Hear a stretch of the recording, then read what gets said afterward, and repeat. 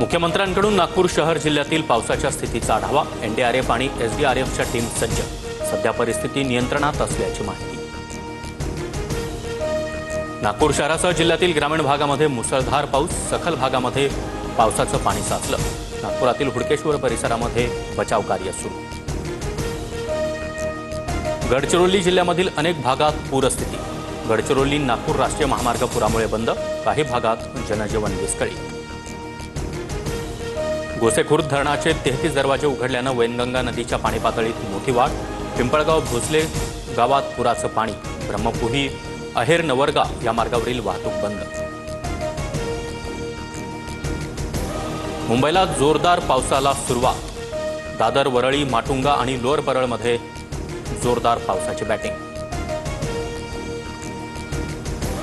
गुजरातमध्ये महिसागर नदीवरील पूल कोसळून दुर्घटना।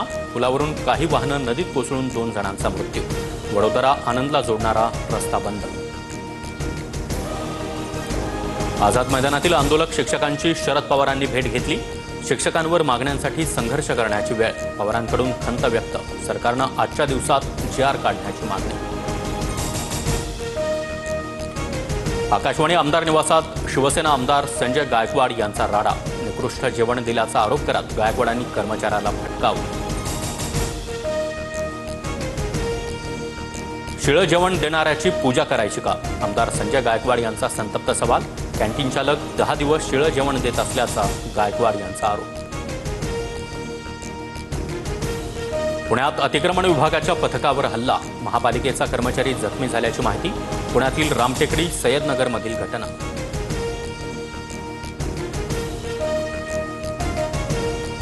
छत्रपती संभाजीनगरात आतापर्यंतची अतिक्रमण विरोधात सर्वात मोठी कारवाई। रेल्वे स्टेशन ते सिडको API कॉर्नरपर्यंत अतिक्रमणांवर महापालिकेकडून हातोडा।